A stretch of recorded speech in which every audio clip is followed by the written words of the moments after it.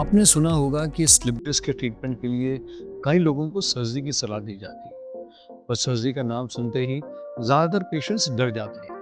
लेकिन अगर आपको बताया जाए कि एक ऐसी मिनिमली इन्वेजिव सर्जरी होती है जिसमें 1 इंच से भी छोटा कट लगता है, जो 99% तक सेफ हो सकती है, जिसमें हॉस्पिटल स्टे भी सिर्फ 1 दिन का होता है और रिकवरी भी रिलेटिवली फास्ट होती है, तो ये काफ़ी लोगों को आश्चर्यजनक लगेगा। इस वीडियो में मैं आपको इस मिनिमली इन्वेजिव यानी कि कीहोल्ड टेक्निक के बारे में सब कुछ बताऊंगा। ये कैसे काम करती है, किसको करानी चाहिए, इसके बेनिफिट्स क्या है, रिस्क क्या है और क्या ये आपके लिए सूटेबल ऑप्शन है या नहीं। और वीडियो के एंड में मैं आपको एक बोनस टिप भी दूंगा, जिससे कि आप इस कीहोल्ड टेक्निक के बाद की रिकवरी पे काफ़ी तेज़ी से बूस्ट ला सकते हैं।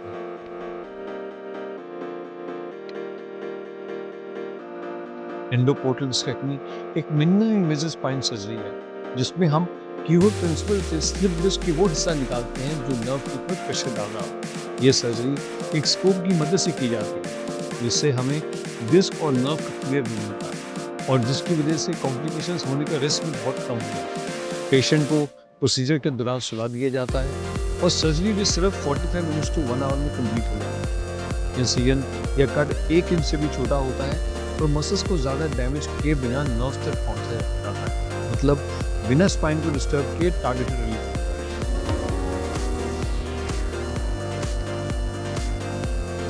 पिछले वीडियोस में हमने देखा कि हर स्लिप डिस्क के पेशेंट को सर्जरी की जरूरत नहीं पड़ती। ये सर्जरी उन पेशेंट्स के लिए सबसे ज़्यादा इफेक्टिव होती है जिनकी लेग या बाजू का पेन का मेन कॉज है डिस्क कंडीशन। इनका पेन 6 हफ्ते या उससे ज़्यादा समय से कंटिन्यूड है और मेडिसिन, फिजियोथेरेपी और इंजेक्शन से भी उनको रिलीफ नहीं मिलता, या जिन पेशेंट्स को नमनेस या वीकनेस डेवलप होगी। और साथ में एमआरआई में क्लियरली दिख रहा है कि एक डिस्क फ्रैगमेंट है जो नर्व के ऊपर कंप्रेशन कर रहा है। ऐसे केसेस में एंडोपोर्टल डिस्टेक्टमी से पेन काफ़ी तेजी से ठीक होता है और पेशेंट जल्दी वापस अपनी नॉर्मल रूटीन में आ सकता है।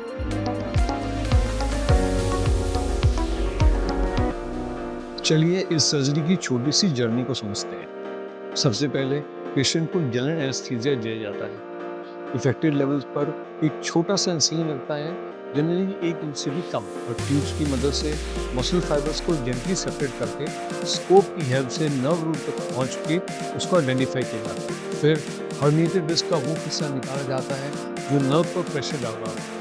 इंटायर डिस्क को नहीं निकाला जाता, लेकिन डिस्क के अंदर के बाकी के मटेरियल दोबारा बाहर ना आ जाए, इसलिए डिस्क के गहरे लूज पीसेस को भी हम निकालते हैं। इस प्रोसीजर में ज़्यादा ब्लड लॉस नहीं होता और हॉस्पिटल स्टे भी सिर्फ 1 ही दिन का होता। अगर इस वीडियो के जरिए मैं आपकी कोई नॉलेज बढ़ाने में मदद कर पा रहा हूँ, तो प्लीज़ इस चैनल को सब्सक्राइब करें।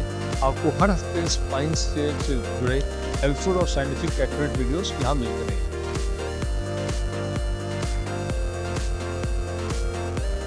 अगर इस सर्जरी की मेजर बेनिफिट्स को गिना जाए तो ये सबसे ऊपर है क्विक पेन रिलीफ। कई पेशेंट्स को अगले दिन से ही पेन में नोटिसेबल डिफरेंस फील होता है और महीनों के दर्द से छुटकारा पाके वो बहुत खुश होते हैं। सेकेंड है मिनिमल डैमेज। ओपन सर्जरी के मुकाबले इस सर्जरी में मसल्स और बोन को लार्जली प्रिजर्व किया जाता है, जिससे कि रिकवरी जल्दी होती है। और तीसरा बेनिफिट होता है शॉर्ट हॉस्पिटल स्टे। काफ़ी लोग सेम डे पर और लगभग सारे पेशेंट्स अगले ही दिन घर में वापस जा सकते हैं। और चौथा होता है faster return to work. Generally 2 से 4 हफ्ते में लोग लगभग सारे काम करने लायक हो जाते हैं। और मोस्ट इम्पोर्टेंट ये होता है कि इसमें दोबारा घर वापस आने के चांसेस काफ़ी कम होते हैं। ये सभी फैक्टर्स इस सर्जरी को मॉडर्न स्पाइन केयर का एक स्ट्रॉन्ग टूल बनाते हैं।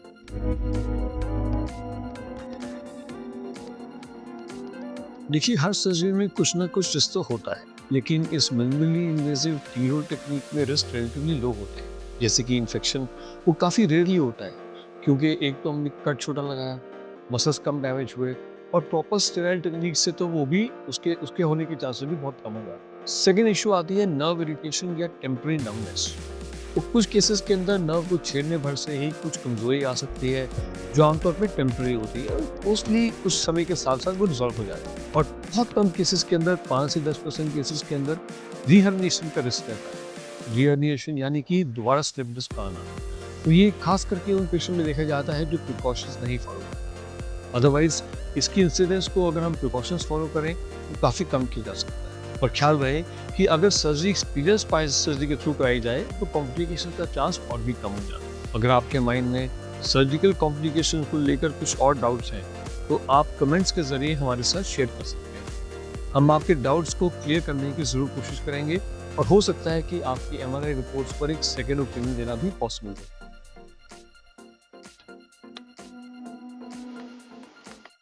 इस मिनिमली इन्वेजिव सर्जरी की बाद रिकवरी काफ़ी स्ट्रेट फॉरवर्ड होती है। पहले ही दिन से चलने की परमिशन मिल जाती है। 2 से 4 हफ्ते तक लाइट एक्टिविटी रेकमेंड होती है।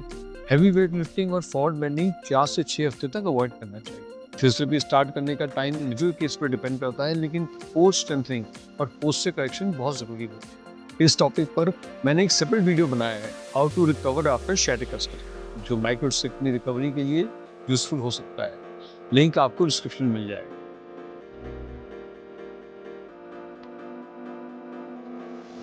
बोनस टिप बड़ा सिंपल है। अगर रिकवरी के बाद भी आप सेम गलतियां करते रहेंगे, जैसे कि रॉन्ग पोस्चर, प्रोलॉन्ग सिटिंग या कोर स्ट्रेंथ ना बढ़ाना, तो डिस्क प्रॉब्लम्स वापस आ सकती है। इसीलिए सर्जरी के बाद सिर्फ पेन रिलीफ पर फोकस मत करिए। एक्टिव रिहेबिलिटेशन और लाइफस्टाइल मॉडिफिकेशन भी ज़रूरी है। मैं तो रेकमेंड करता हूँ कि 30 से 4 हफ्ते से एक सर्टिफाइड फिजियोथेरेपिस्ट के अंडर बैक स्ट्रेंथनिंग एक्सरसाइजेस का प्रोग्राम शुरू करें, कि आपको लॉन्ग टर्म में प्रोटेक्शन देगा। और अगर आप ऐसे लोगों को जानते हैं जिनको स्लिप डिस्क की सर्जरी को लेके कुछ डाउट्स हैं, तो ये वीडियो उनके साथ आप शेयर करें ताकि उनको भी फायदा हो सके।